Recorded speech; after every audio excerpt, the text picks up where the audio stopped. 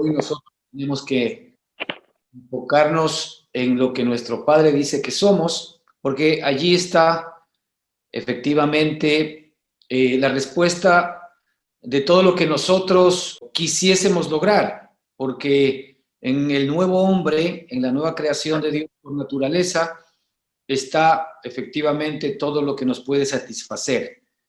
Así que este gran regalo que nuestro Padre nos da, efectivamente tiene que ver con el que descubramos este regalo maravilloso de la nueva vida, que es Cristo en nosotros. Es necesario que Él crezca para que yo mengüe. La única manera como yo voy a menguar, es decir, la única manera como voy a hacer morir, ¿verdad?, toda mi vieja creación, es permitiendo que la nueva creación tome el lugar que le corresponde. Y esto sí que es algo que, en la medida en que nos vamos dando cuenta, nos corresponde a nosotros, permitirle a Dios, permitirle a nuestro Padre el que ponga en evidencia quiénes somos, permitirle a nuestro Señor Jesucristo el que se exprese a través de nuestra propia vida.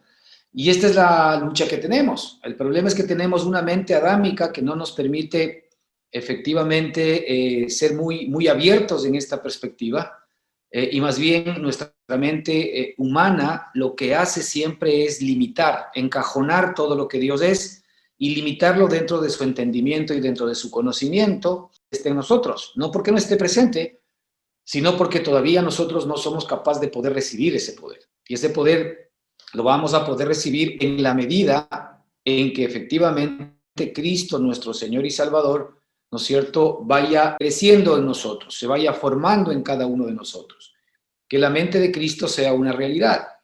Y es por eso que ya en este nuevo nacimiento el Señor nos dio primero su espíritu, que ya es la naturaleza del mismo, ¿ok?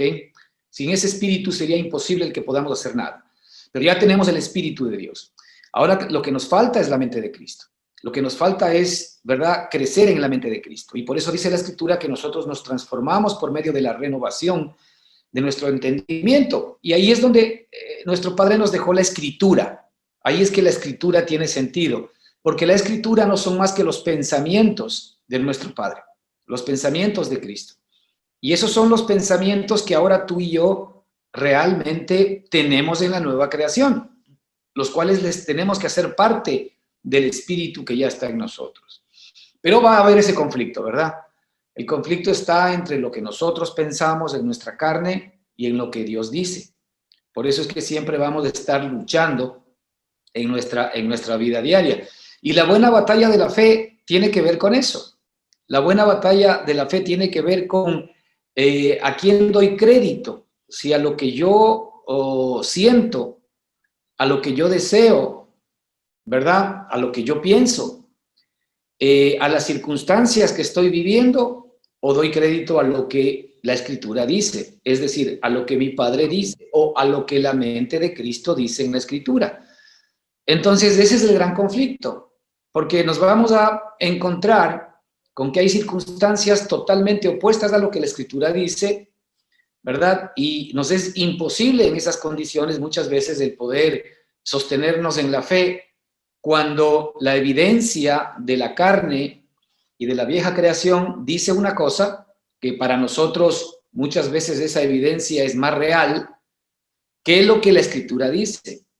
Pero así es como nuestra fe también se va a fortalecer, porque en medio de esas evidencias, ¿no es cierto?, que nosotros podemos tener delante de nuestros ojos en nuestra propia carne, también de la misma manera podemos confesar, ¿no es cierto?, lo que la Escritura nos dice, ¿no? Y finalmente vamos a poder comprobar en esa confesión de fe, ¿sí?, que la Escritura es verdad y que lo que nuestro Padre nos dice es verdad.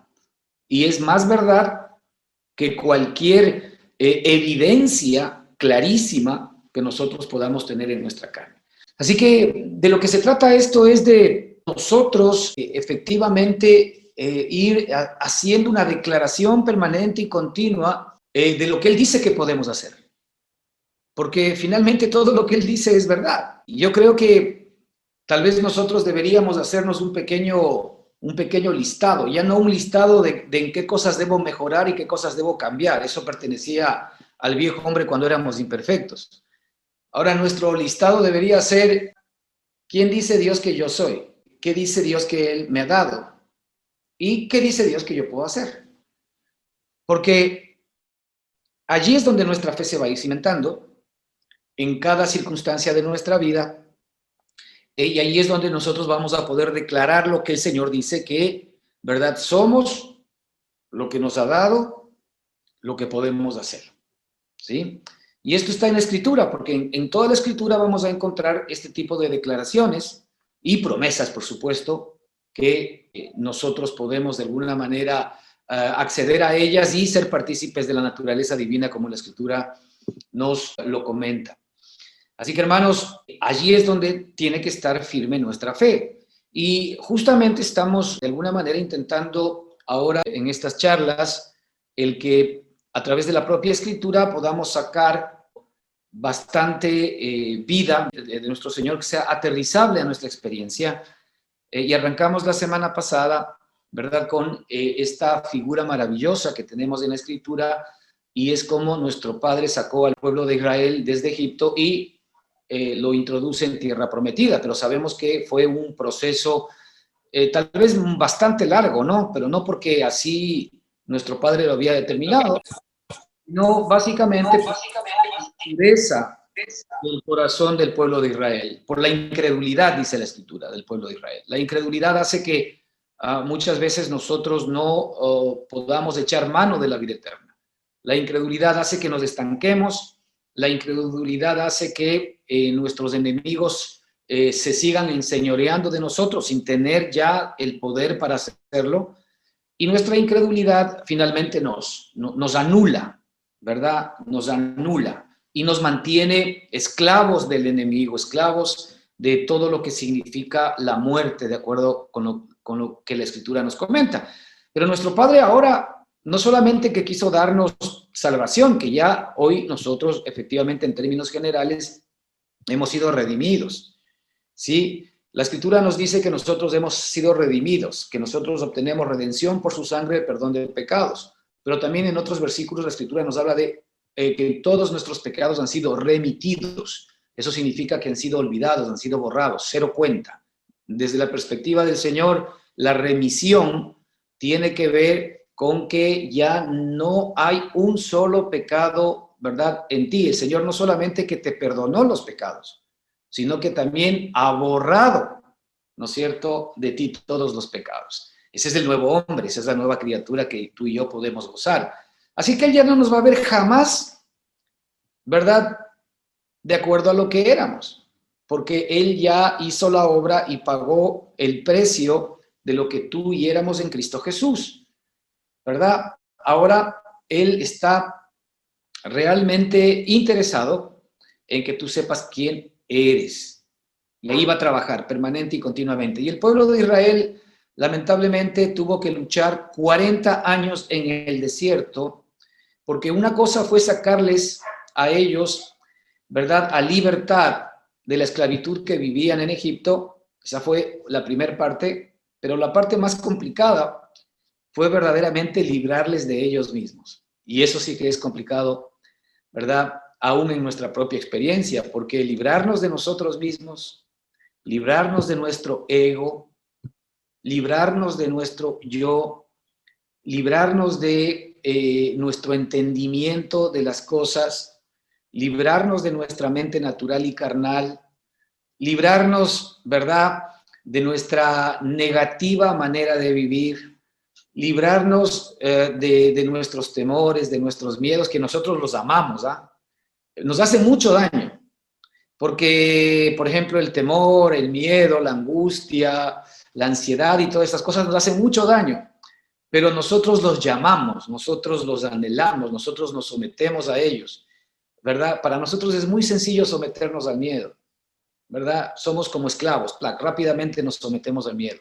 Somos muy hábiles para someternos al temor, para someternos a la angustia, nos sometemos fácilmente, pero no nos sometemos a lo que Dios dice que Él ha hecho por ti y por mí. Fíjate en dónde está esta buena batalla de la fe. La buena batalla de la fe está justamente en qué permito yo, y si sigo permitiendo lo que ya sé que no soy, es decir, someterme a aquello que ya sé que no soy. Y esto es una batalla diaria, ¿no? O sea, no pensemos que esto es una declaración y ya todo está mañana maravilloso. No, no, no. Esto es segundo a segundo y minuto a minuto, ¿sí? Esto es segundo a segundo, minuto a minuto. Y es por eso que el apóstol decía que more abundantemente la palabra de Dios en nuestros corazones. Porque esa palabra en nuestros corazones, ¿no es cierto?, es finalmente la semilla que va a dar a luz dentro de nosotros todo lo que ella dice que es o que ha hecho por nosotros. Y por eso es que tiene que estar morando abundantemente en nosotros. Y por eso es que nosotros debemos dar prioridad a las cosas que son del Espíritu más que a las cosas que hoy damos prioridad.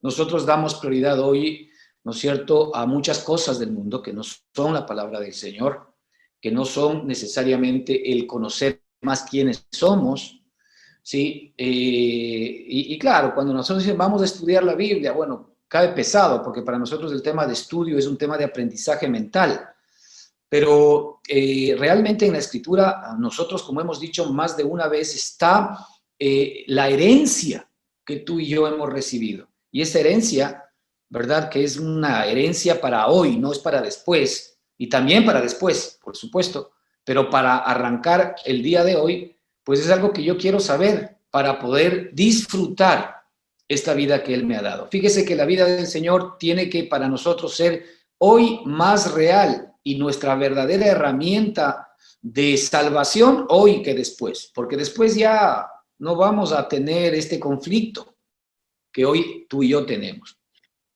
Así que bueno, vamos a ir nuevamente hacia el libro de Josué, en donde estábamos la semana pasada caminando. Habíamos ido a Josué capítulo 1, ahora va a introducir por la mano de nuestro Dios al pueblo de Israel efectivamente hacia tierra prometida.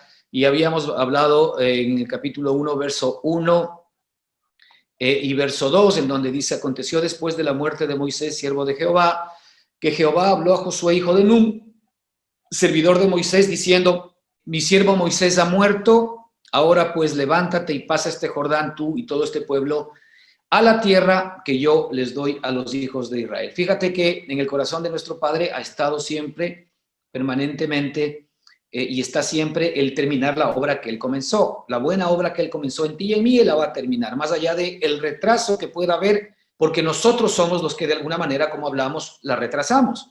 Pero sin embargo, Él va a estar insistiendo permanente y continuamente para que tú y yo entremos en el goce de todo lo que Él efectivamente ha puesto a nuestro favor. Y habíamos visto que Él tiene para nosotros una vida nueva, que esa es la figura de la tierra que estamos viendo aquí con Israel. La vida nueva, la vida de Cristo, la vida que está en nosotros.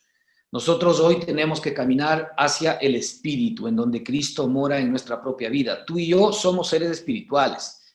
Tú y yo ya no somos seres carnales. Nosotros somos un ser espiritual viviendo en un cuerpo de carne. Eso hay que tenerlo claro, ¿verdad? Y Dios ha determinado que el Espíritu sea el Señor de nuestra vida, no nuestra alma, no nuestra mente, no nuestros deseos, no nuestras emociones, no nuestra voluntad, ¿verdad? No nuestro cuerpo, no las cosas externas, sino el Espíritu. El Espíritu reinando en el alma reinando en el cuerpo y el Espíritu de Dios morando en nuestro espíritu. De tal manera de que quien realmente gobierna todo nuestro ser es el Espíritu de Dios, porque el Espíritu de Dios se une a mi espíritu y los dos hacen un solo espíritu. Hay una mezcla entre el Espíritu de Dios y el Espíritu del hombre y ya no se puede en esa mezcla normalmente decir, ¿no es cierto?, quién es quién, porque Dios ha determinado que el hombre y Dios sean uno. ¿Y en dónde somos uno? Efectivamente, ¿verdad? En el Espíritu.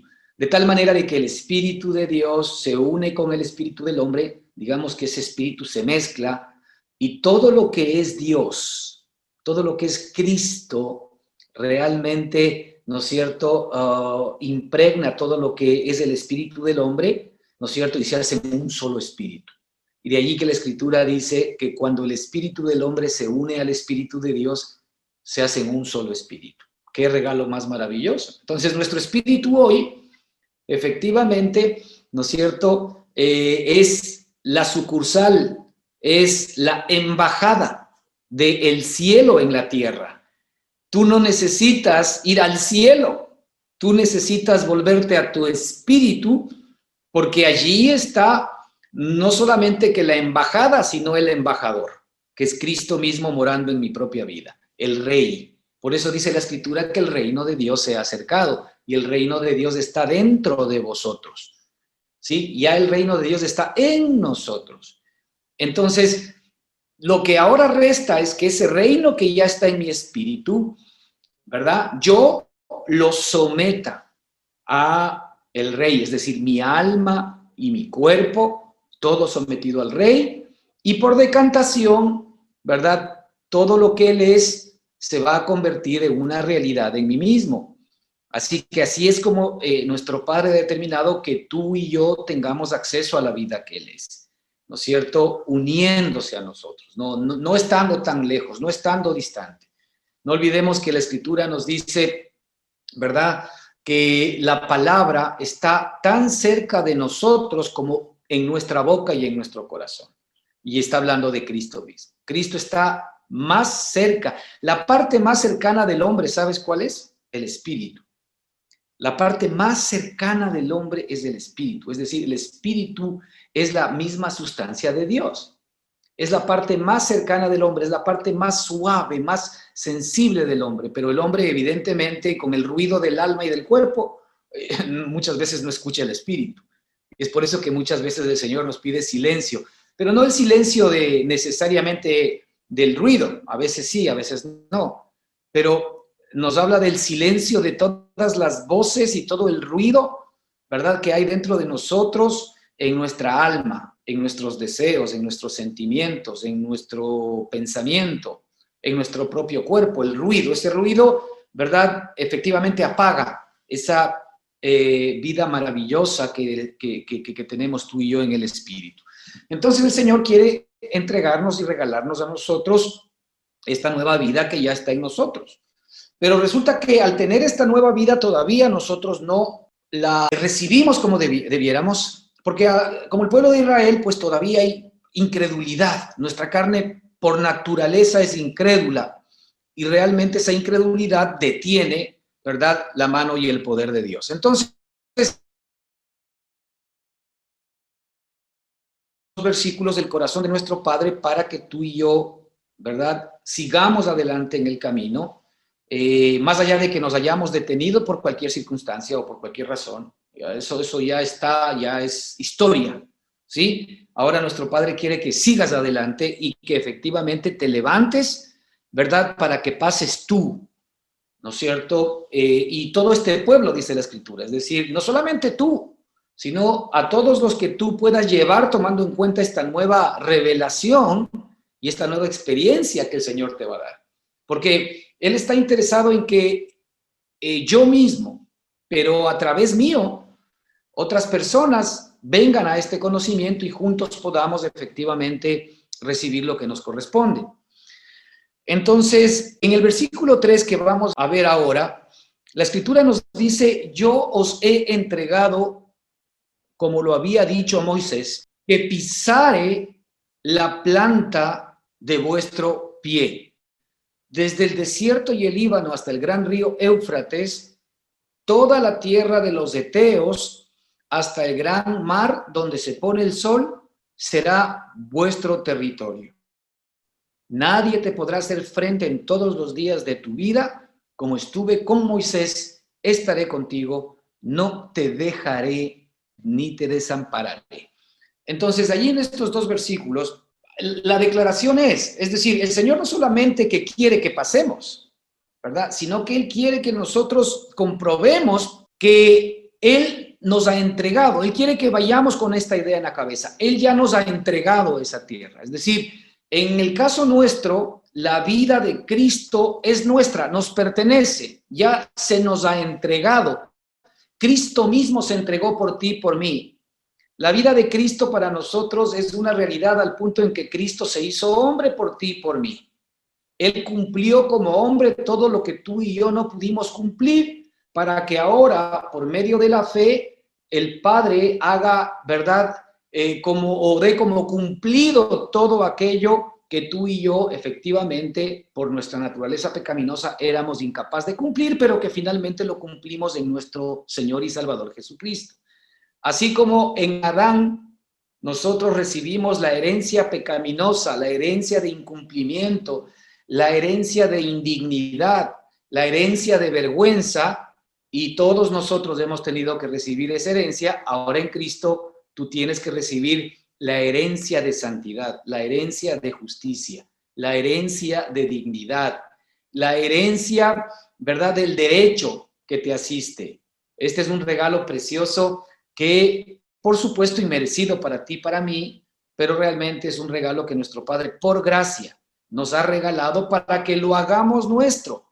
Así como hemos hecho nuestro lo de Adán y hemos vivido las consecuencias de la vida adámica, es decir, la muerte, así también ahora, ¿verdad? Por lo que hizo Jesucristo, tú y yo recibimos las consecuencias de lo que hizo Jesucristo. Pero, a ver, aquí el gran punto es, ¿qué quieres tú seguir recibiendo? ¿Tú quieres seguir recibiendo las consecuencias de lo que hizo Adán? ¿O quieres recibir, verdad, comenzar a recibir las consecuencias de todo lo que Cristo hizo? Entonces, aquí es donde él dice, yo os he entregado, como lo había dicho a Moisés, todo lugar que pisare la planta de vuestro pie. Aquí nos está dando el contexto del tamaño de la victoria de Cristo para ti y para mí. El contexto de todo lo que tú y yo efectivamente somos capaces de poder lograr, y todo lo que el Señor nos entregó. El Señor nos dice que Él nos ha dado todo lugar que pisare la planta de vuestro pie. Es decir, en donde tú estás en este momento con tus pies, en donde sea en que estés, tocante a las circunstancias, las situaciones, del momento que estés viviendo el día de hoy, el Señor te dice, la situación, el momento y la circunstancia que hoy tú estás viviendo, en donde están tus pies, el Señor te los ha entregado. No hay absolutamente nada que temer. El Señor lo que te está diciendo efectivamente es que tú ya cuentas con una victoria anticipada. Esto no se trata de cuán poderoso eres tú. No se trata de qué capacidades tengas para poder vencer. Esto no se trata de cuánto te hayas merecido o no el poder efectivamente recibir esta herencia. Esto se trata de lo que nuestro Padre dice, el puro afecto de su corazón ha determinado el amarte y el quererte.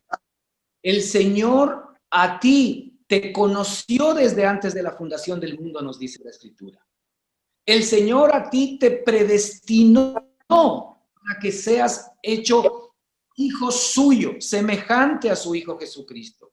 El Señor te llamó en un momento determinado, efectivamente, a esta vida que Él predestinó para ti. El Señor te justificó, ¿verdad? Para que tú no estés en temores ni en miedo, sino que Él te justificó por su propia justicia. Tú eres la justicia de Dios, ¿verdad? Nos dice la palabra del Señor. Y el Señor no solamente que te justificó, sino que también te santificó. Eso significa que el Señor te va cada día, ¿verdad? Apartando a Él. ¿Cómo lo hace? Haciendo que la vida de Cristo en ti sea más real. En la medida en que la vida de Cristo en ti es más real, pues entonces tú eres santificado, tú eres apartado más para Él. ¿Sí? Porque mientras más Él aparece en ti, más la santidad de Él es una realidad en ti, más la justicia de Él es una realidad en ti, más la conciencia de Él, ¿verdad?, es una realidad en ti, más el poder de Él es una realidad en ti, más del amor de Él es una realidad en ti, más de todo lo que Él es una realidad en ti. Eso se llama santificación. Y la Escritura dice que a los que santificó también glorificó. Es decir, ahí está el fin.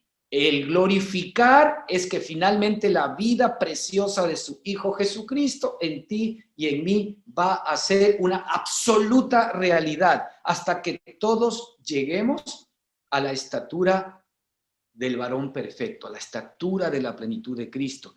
Eso nos dice la Escritura.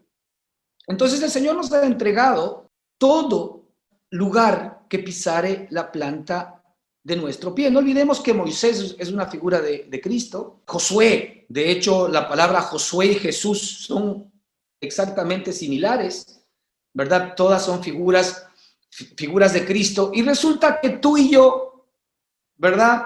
Hoy, por nacimiento, somos idénticos a nuestro hermano mayor Jesucristo. Así que somos de la misma raza que Jesús. Somos de la misma especie divina que Jesús.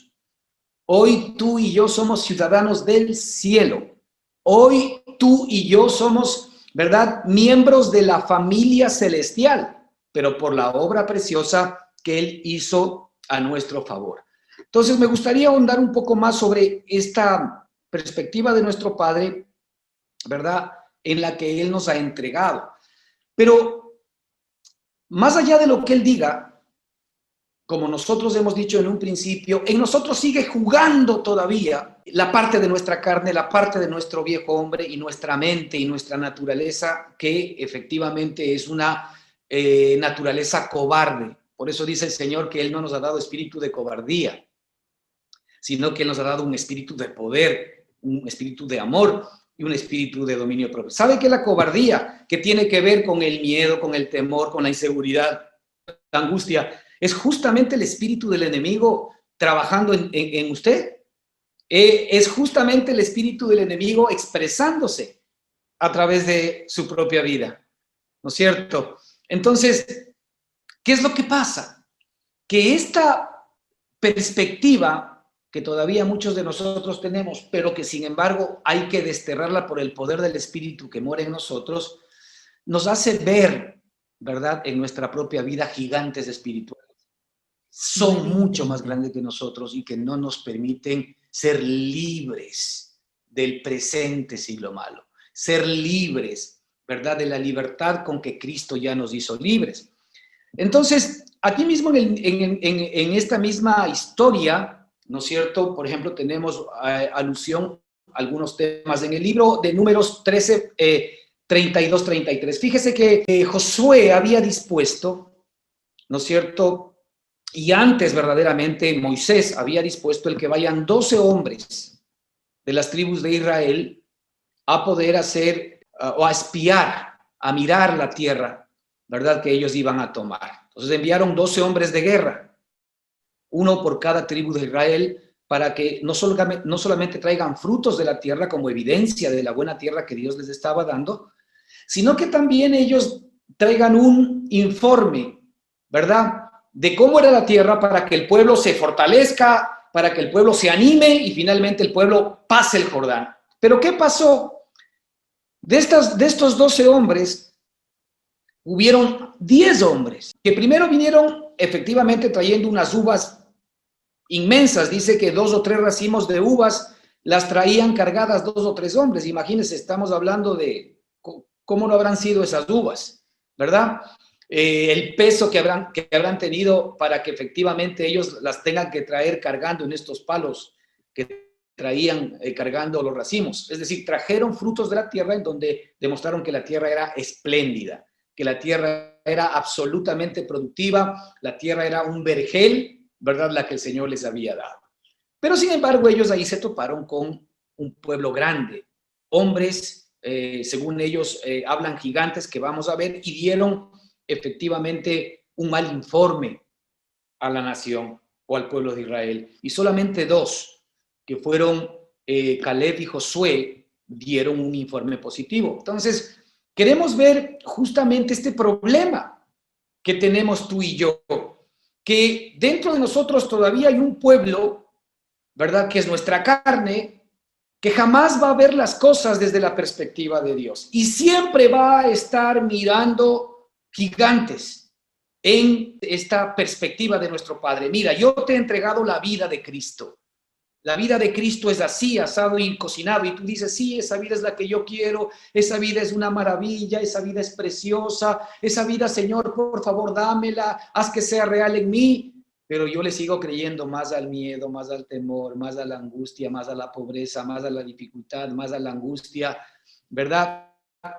Y más a la ansiedad que a lo que Dios me dice. Entonces, claro, esos son los gigantes que se nos van formando en nosotros. Fíjate lo que dice Números 13, 32, 33. Dice, y hablaron mal los 10.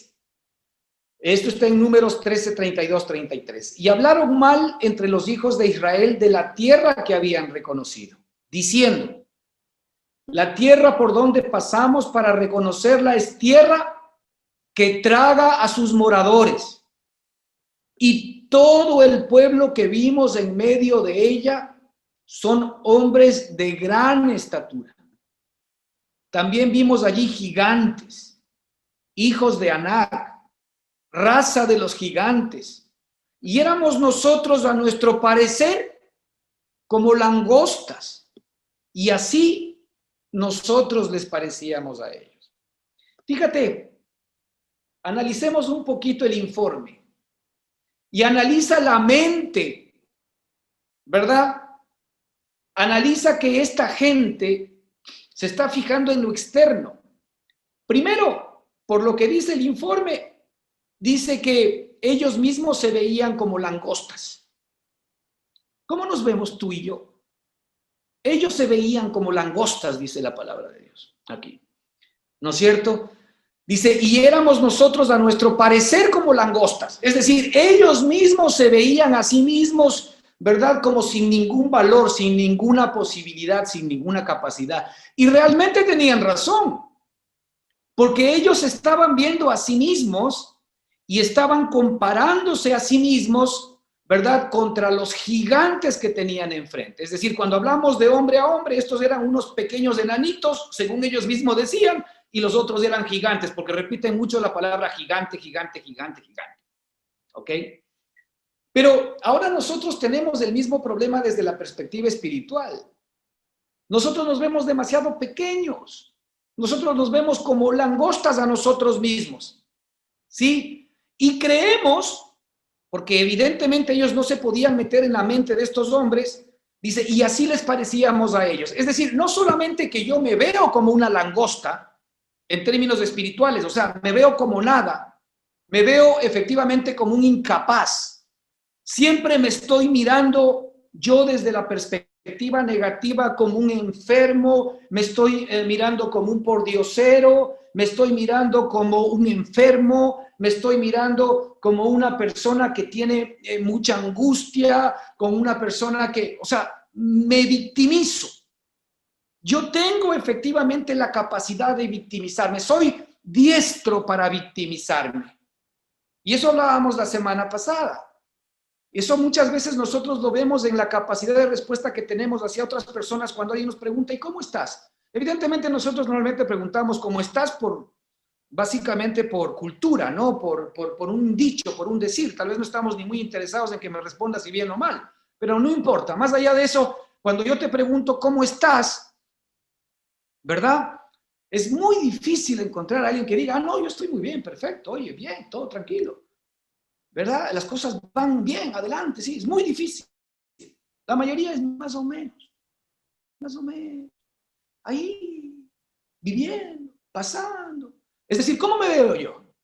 Siempre me veo como una víctima. Es decir, los gigantes que tengo enfrente. Y estos gigantes pueden ser de mucho tipo, pero son gigantes espirituales que Satanás utiliza. El miedo, el temor, la pobreza, el negativismo, todo lo que tiene que ver efectivamente con apagar tu fe. Porque todo aquello lo que hace es ir en contra de lo que Dios dice que tú eres. Fíjate, todo lo que tú sientes en tu corazón y lo aceptas como poquedad es justamente decirle amén al diablo y decirle a Dios, no te creo, porque yo creo más que soy lo que Satanás, el diablo, me dice. Yo creo más efectivamente en el miedo, creo más en el temor, creo más en la incertidumbre, creo más en la inseguridad, creo más en lo que estoy viviendo que en lo que tú me dices. Esa es la gran guerra, hermanos, en la cual nosotros nos tenemos que sostener todos los días de nuestra vida. Entonces, primero, nosotros nos vemos a nosotros mismos y a nuestro propio parecer como langostas. E inmediatamente nosotros le damos crédito a lo demás y creemos que lo demás efectivamente nos va a tragar como tal, porque es verdad que si yo soy una langosta, entonces los demás son superiores a mí. Entonces los problemas, las dificultades y las cosas que tenga que enfrentar siempre serán superiores a mí. Ahora, si yo me veo a mí mismo en mi carne desde esa perspectiva, seguramente sí tengo razón. Pero ahí está el problema, porque tú ya no eres eso. Porque de una sola vez tú te tienes que librar de ti mismo, porque para eso Cristo vino, murió y padeció, para darte un nuevo comienzo. Fíjate, el Señor jamás en su corazón tuvo la idea, ¿no es cierto?, de mejorarte. El Señor jamás en su corazón tuvo la idea de fortalecerte. El Señor jamás tuvo en su cabeza la idea de hacerte más santo, de hacerte más justo, de hacerte más bueno. El Señor nunca tuvo en su corazón la idea de parcharte con partes nuevas y dejar siempre algo viejo. No, Él nunca tuvo esa idea. La idea de Él fue el acabar con todo lo que tú eras y darte un nuevo comienzo, darte una nueva historia. Porque ¿qué es lo que sucede? Cuando de alguna manera yo cambio las cosas, hay algo que siempre me va a perseguir y es mi historia. Lo que yo era. Hay un dicho nuestro que dice que aunque la mona se vista de seda, mona queda. ¿Qué significa aquello? Que no importa si yo, teniendo una naturaleza X, me visto de tal manera, si es que esa naturaleza sigue siendo efectivamente mi propia sustancia. Entonces, el Señor lo que quiso es dar fin a la vieja creación, con la vieja naturaleza. Y eso es justamente lo que logró con Cristo Jesús. De allí que el Señor dice que nosotros hemos sido renacidos. Fíjate, no renacidos. Renacidos es nueva creación. Hemos sido nacidos de nuevo. Es decir, hemos arrancado desde cero. Nuestra nueva historia ya no arranca con Adán. Nuestra nueva historia arranca con Cristo. La historia adámica que tú tuviste y que todavía hoy de alguna manera la puedes seguir viviendo, efectivamente arrancó con Adán. Y ni siquiera ya con Adán así, pero porque si vamos a nuestros ancestros, pero realmente si tú te das cuenta, ¿no es cierto? Noé, digamos que es el padre de nuestra generación. Pero Noé, obviamente sabemos que venía también de Adán. Entonces la naturaleza pecaminosa siempre ha estado, ¿verdad?, siendo transmitida en todas las generaciones hasta nosotros. Nuestro viejo hombre murió en la cruz del Calvario. Terminó allí, sabiendo esto, que nuestro viejo hombre fue crucificado juntamente con él. Es decir, murió juntamente con él, Romanos 6:6. Porque habéis muerto y vuestra vida está escondida con Cristo Jesús en Dios, nos dice la Escritura. Nosotros hemos muerto. Ya nosotros no pertenecemos al hombre adámico, ahora pertenecemos a el nuevo hombre. Nosotros tenemos un nuevo comienzo. Todo lo que Adán era, ¿verdad?, era efectivamente la sustancia y el arranque de nuestra historia. Pero todo lo que Cristo es, ahora es la sustancia y el arranque de nuestra nueva historia. Así que, ¿cómo arranca tu historia en este nuevo nacimiento, en esta nueva creación? Pues con santidad, con justicia. Ya no tiene que ver con el pecado, sino que tiene que ver con la redención, tiene que ver con la remisión, tiene que ver efectivamente con la sepultura de todo lo que éramos y tiene que ver con, en la resurrección, la nueva vida que se levantó. Esa nueva vida es nuestra historia. Así que Tu historia ahora es una historia de santidad, porque tu arranque es en el santo. Tu historia es una historia de justicia, porque tu arranque es en el justo. Tu historia es una historia de fe, porque tu arranque es en la fe verdadera. Tu historia es una historia de abundancia, es una historia de prosperidad, porque tú estás naciendo en el próspero y en el abundante. Esa es tu historia. Pero cuando nosotros nos vemos como estos señores, cuando tenemos que ir a tomar la vida que nos corresponde y creemos que se trata de lo que nosotros tenemos que lograr para poder conquistarla, cometemos un grave error. Porque aquí el Señor dice claramente, yo os he entregado hoy, dice el Señor. Yo os he entregado. Él tiene la capacidad de poder entregarnos. Él nos entregó a su Hijo Jesucristo.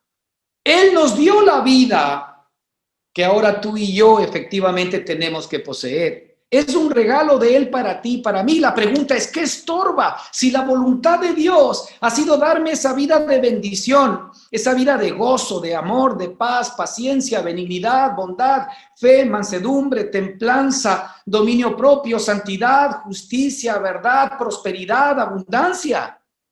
Si esa es la vida que a mí me corresponde, ¿por qué no estoy efectivamente echando mano de esa vida? ¿Por qué? Porque yo todavía sigo como estos hombres, mirándome a mí mismo y creyendo que lo que Dios ha dicho es demasiado maravilloso para ser verdad y le pongo reparos.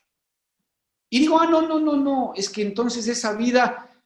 Porque Dios sí es verdad lo que Él dice, pero esa vida no puede ser para esta vida, esa vida tiene que ser para después cuando nosotros nos muramos. La religión ha postergado la bendición.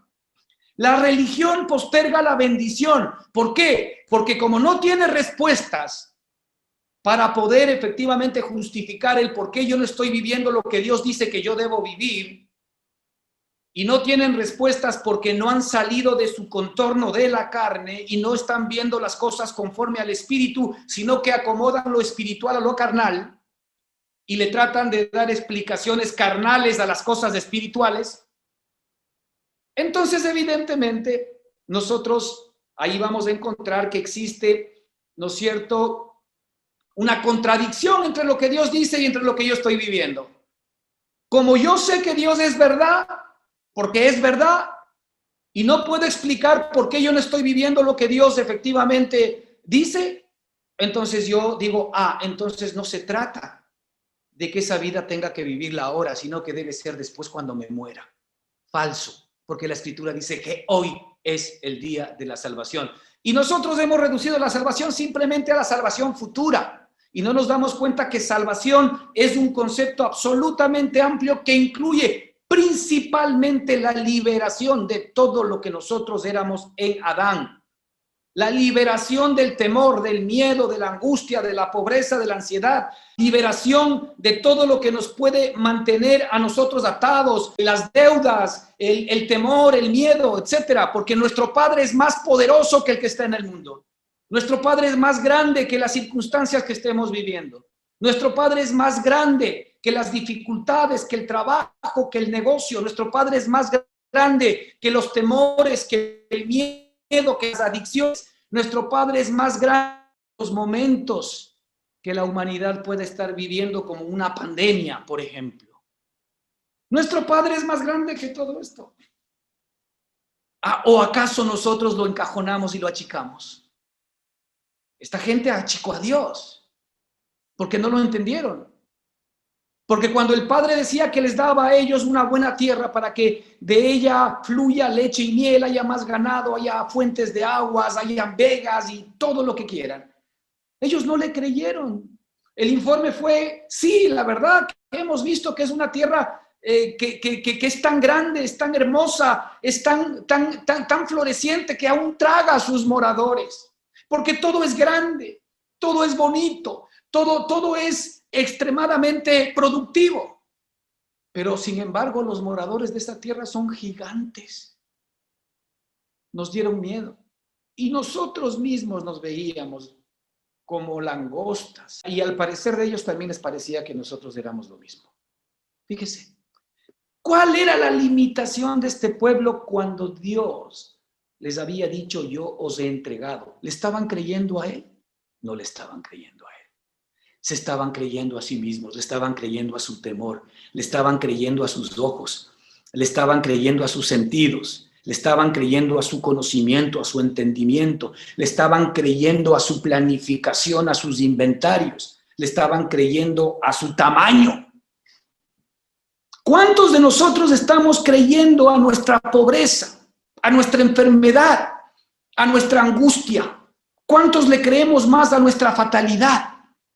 ¿Cuántos le estamos creyendo más, verdad? Efectivamente a nuestra falta de fe.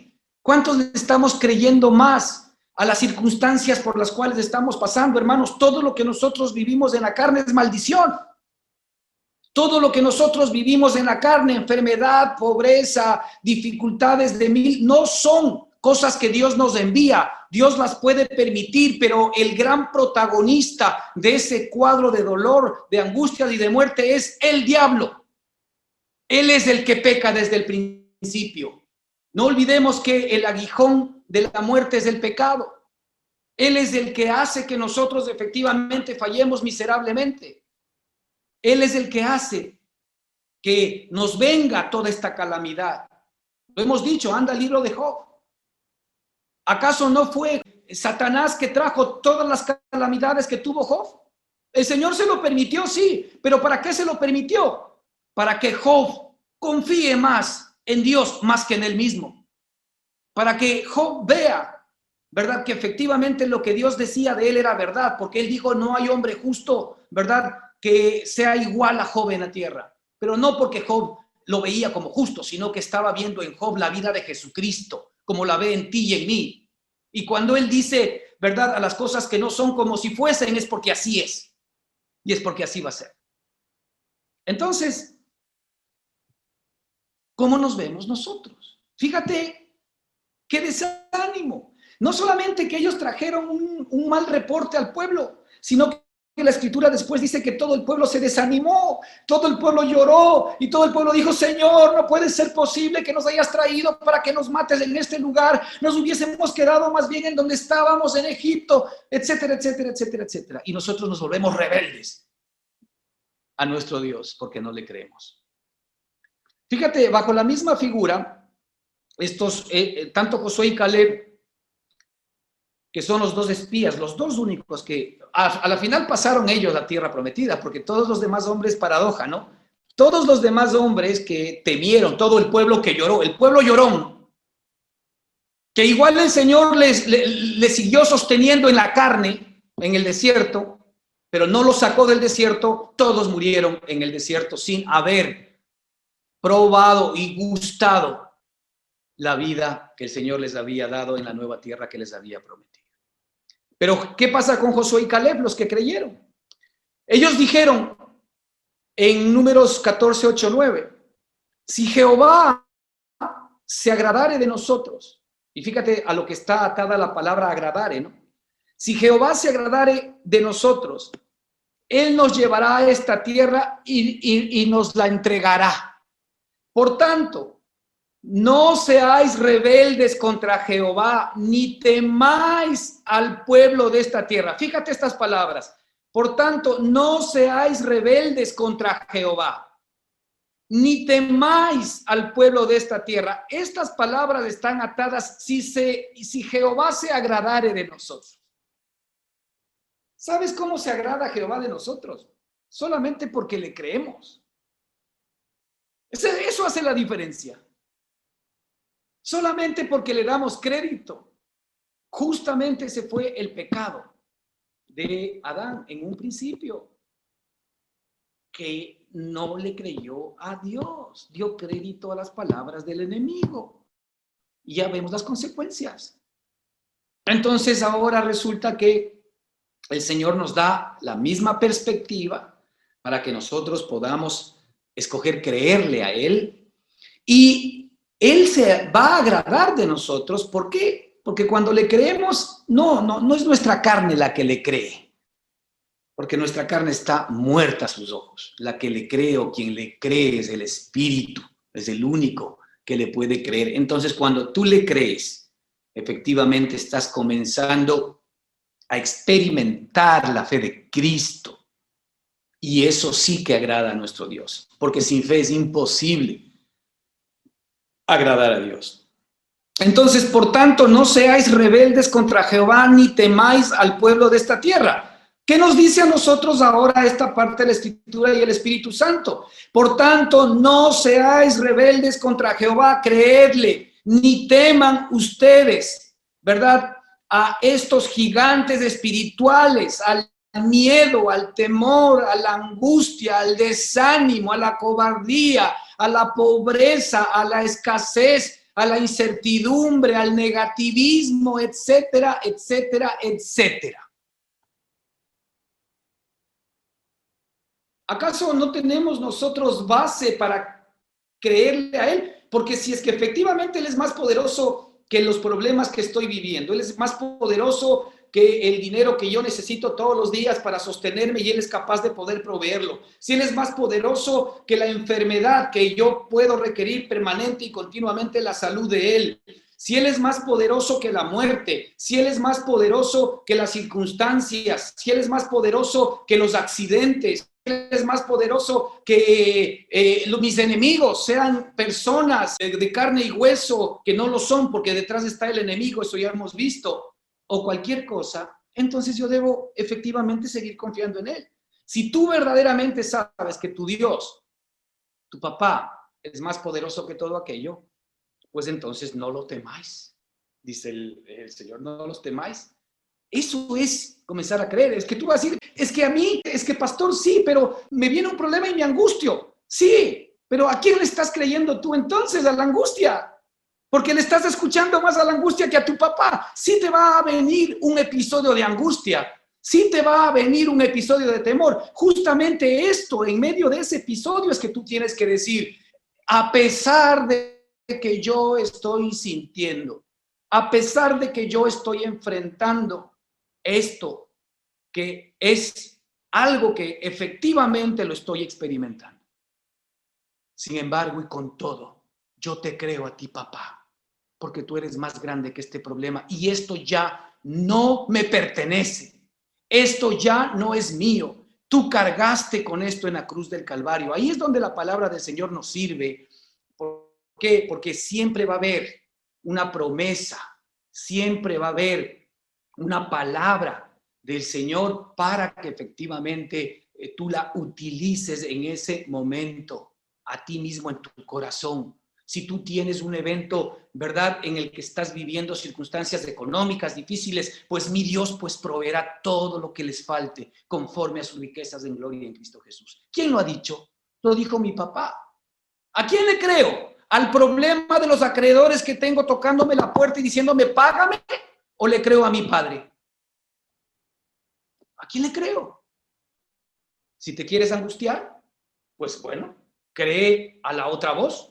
Y eso no significa que no lo vayas a honrar, significa que igualmente con el poder de Dios, porque Él está a tu favor, Él va a proveer y Él ya ha provisto de antemano todo lo que tú necesitas.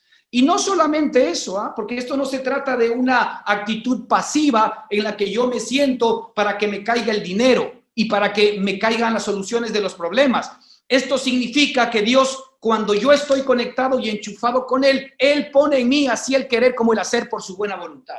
Él me da la estrategia, Él me da los pensamientos, Él me da los sentimientos, Él me da los deseos, Él me da los quereres, Él me pone las circunstancias que yo necesito para salir de esto o de lo otro. Eso se llama caminar por fe y no por vista. Eso se llama caminar creyéndole a Él y no creyéndole a mis sentidos. Por eso es que Dios va a permitir ese tipo de eventos, para que tu fe, el Cristo que está en ti, se fortalezca. Y ese Cristo que está en ti fortalecido, efectivamente, cada día más sea indestructible en ti. Y tú puedas técnicamente darte cuenta que no hay nada que te podrá hacer frente en todos los días de tu vida. Miren las dos visiones de Caleb. Dice, si Jehová se agradara de nosotros, él nos llevará a esta tierra y nos las entregará. Por tanto, no seáis rebeldes contra Jehová ni temáis al pueblo de esta tierra, porque nosotros los comeremos como pan. Fíjese cómo ve el Espíritu. Aquí estaban, ¿verdad?, estos hombres hablando desde la perspectiva del Espíritu. Nosotros somos los que les comeremos como pan a todos estos gigantes, ¿verdad? Su amparo ya se apartó de ellos. Así es como Dios nos permitirá ver que todas las cosas que están a nuestro alrededor son como langostas para nosotros. Porque no soy yo peleando, es Él peleando en mí. Y no hay nada que ya no le haya sido sometido. Dice, y con nosotros está Jehová, y con nosotros está Jesucristo, y con nosotros está su vida. No los temáis. Lea bien, Números 14, 8, 9. Por eso es que no debemos temer. Porque con nosotros está Dios. Y ahora esta palabra para ti y para mí es más real. Porque antes Él estaba con el pueblo, ahora está en nosotros. Dios con nosotros, Dios en nosotros. Esa es la gran diferencia. Entonces, donde yo voy, Él está. Entonces, en donde yo piso, Él está. Entonces, la circunstancia que yo estoy viviendo, que es la circunstancia que estoy pisando, por demás tengo victoria. Y puedo estar absolutamente seguro de que efectivamente tengo la victoria permanente y continua. Ahora, es importante que yo me siga manteniendo en la vid, porque yo soy, no te olvides, del pámpano. Y el pámpano, para que pueda dar fruto, necesita estar todos los días conectado a la vid. El amor, el gozo, la paz, la paciencia, la benignidad, la bondad, la fe, la mansedumbre, la templanza, el dominio propio, la santidad, la justicia, la verdad, la prosperidad, la abundancia, todo lo que Dios es, ¿verdad? Es el fruto de la vid, es la rica savia que corre efectivamente por la vid, y yo que soy el pámpano, lo que hago es mostrar la gloria, mostrar el fruto de esa vida. Ese es mi papel. Mi papel es que se vea lo más precioso del Señor a través mío y tuyo. Él ni siquiera quiso que seamos el tallo. Él nos dio la posibilidad de que seamos la flor y que de la flor salga el fruto. O sea, la parte más hermosa de lo que Cristo es, somos tú y yo. Eso es lo que ha estado en el corazón de nuestro Padre y lo que tú y yo tenemos que efectivamente descubrir, ¿sí? Mira estas dos visiones en Números 13, 30, 21. Dos visiones, las de la carne y del espíritu, lo que estamos hablando ahora, en la misma figura, en el mismo contexto. Entonces Caleb, que fue uno de los que dio buen informe, dice, hizo callar al pueblo delante de Moisés y le dijo, subamos luego y tomemos posesión de esta tierra, porque más podremos nosotros que ellos. Esa era la visión del Espíritu. Fíjate, la visión del Espíritu, subamos y tomemos posesión de ella, porque más podremos nosotros que ellos. Pero la visión de la carne dice, mas los varones que subieron con él dijeron, no podremos subir contra aquel pueblo porque es más fuerte que nosotros. Por tus palabras eres justificado o por tus palabras eres condenado. No podremos. En la vida de Cristo en nosotros no existe la palabra no podremos, sino existe la palabra todo lo puedo en Cristo que me fortalece. La palabra no podremos es poner limitación al papá, a la vida que está dentro de nosotros. Porque ya no se trata, si es que hemos entendido la vida cristiana como es, ya no se trata de nosotros, sino de Cristo viviendo en nosotros. Y todo lo que yo puedo ahora es lo que Cristo puede. Entonces la pregunta es, si Cristo verdaderamente está en mí, de lo cual me tengo que cerciorar cada día, la respuesta es todo lo puedo en Cristo que me fortalece. Y no hay absolutamente nada que se me pueda poner enfrente. Efesios 6, 10, 12 en este sentido nos dice: por lo demás, hermanos míos, fortaleceos en el Señor y en el poder de su fuerza. Vestíos de toda la armadura de Dios para que podáis estar firmes contra las acechanzas del diablo. Porque no tenemos lucha contra sangre ni carne, sino contra principados, contra potestades y contra los gobernadores de las tinieblas de este siglo, contra huestes espirituales de maldad en las regiones celestes. Efesios 6, 10, 2. Y Santiago 4, 7 en este mismo sentido nos dice: someteos pues a Dios. De esto se trata, de que tú y yo nos debemos someter permanentemente a Dios. ¿Cómo? Yo sometiendo mi espíritu al espíritu del Señor, siempre, para que se mezclen esos espíritus. Una vez que el espíritu mío y el del Señor están mezclados, el alma y el cuerpo siguen a someterse a nuestro Padre. Someteos pues a Dios, resistid al diablo. ¿Cómo resistimos al diablo? El diablo no viene con cachos. El diablo no solamente viene vestido de mentiras o de malos pensamientos. Digamos que ahí es fácil que lo podamos detectar si es que tenemos algún sentido espiritual. Pero normalmente el diablo viene, como hemos dicho otras veces, con carta de presentación de todo aquello que nosotros creemos que es parte de nosotros. Angustias, miedos, temores, negativismos. Cuando tú te levantas en la mañana, ¿cuál es la primera idea que se te viene a la cabeza? Si Dios contigo, ¿quién contra ti? O el día de hoy el bien y la misericordia me seguirán todos los días de mi vida. O el día de hoy, ¿verdad? Mi Padre ha determinado el proveer todo lo que yo necesito para este día. O lo primero que haces cuando te levantas es con un temor, con un miedo. Engañoso es el corazón, dice la Escritura, más que cualquier otra cosa. A ver, cuidado con, de alguna manera, no entender las estrategias de Satanás. La Escritura nos dice que engañoso es el corazón más que cualquier otra cosa. No te guíes por cómo se siente normalmente tu corazón, porque cuando tu corazón tiene temor, tiene miedo, tiene angustia, ¿verdad? Que es parte de lo que efectivamente eras en la carne y es parte de lo que Satanás sabe cómo hacer para que efectivamente tú aceptes todo aquello. También hay momentos en que tú tienes cierta tranquilidad, cierta paz, pero eso te dura un día, 2 días, 3 días, y al cuarto día, pues otra vez como que viene la inseguridad a tu corazón. Y tú dices, ¿qué hice? ¿Qué hice mal, Señor? He pecado. El diablo te está engañando, porque engañoso es el corazón más que cualquier otra cosa. Ahí lo que hay que hacer es a quién le creo. A mi papá o al corazón que me está en este momento por mis sentimientos diciendo que las cosas no están bien. Todo lo que implique negativismo, todo lo que implique que las cosas no están bien, todo lo que implica desánimo, todo lo que implica inseguridad no viene de la nueva vida que nosotros tenemos, sino que viene del viejo hombre, viene de Satanás que lo sabe manipular.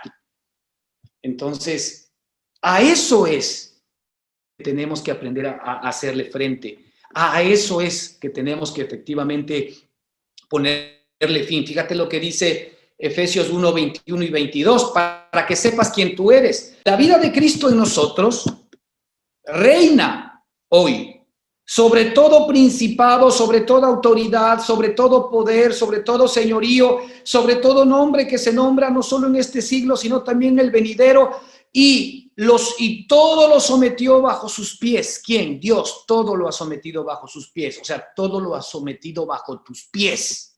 Porque ahora la vida de Cristo es tu propia vida. Y a Él le dio por cabeza, por sobre todas las cosas, a la iglesia. ¿Quién es la iglesia? ¿No somos tú y yo? Entonces, ¿cuál es nuestra cabeza? Cristo. Y a esa cabeza le han sido sometidas todas las cosas. Eso está en Efesios 1, 21 y 22. ¿Cuál es nuestra lucha? Mantenernos firmes sin fluctuar en la confesión o declaración que hacemos por la Escritura. Como dice Hebreos 10, 23, mantengamos firmes sin fluctuar la profesión o la declaración o la confesión, que es lo mismo. Sí, aquí la palabra profesión como declaración o como confesión son similares. Entonces mantengamos firmes nuestra confesión de nuestra esperanza, porque fiel es el que prometió. Es decir, en medio de las luchas, en medio de las circunstancias, así todas las cosas te digan que las cosas están mal, pues tu confesión en Cristo Jesús es que todo está bien, que todo lo puedo en Cristo que me fortalece. Este no es pensamiento positivo, esto es simplemente hacer honor y dar credibilidad a la palabra de Dios. Y esa palabra jamás te va a avergonzar. Esa palabra jamás regresará vacía. Y como dice nuestro Padre en Escritura, que Él apresura, ¿verdad?, su trabajo para que su palabra se haga realidad en nosotros. Amén, hermanos. Que el Señor les bendiga ricamente. Continuamos la próxima semana.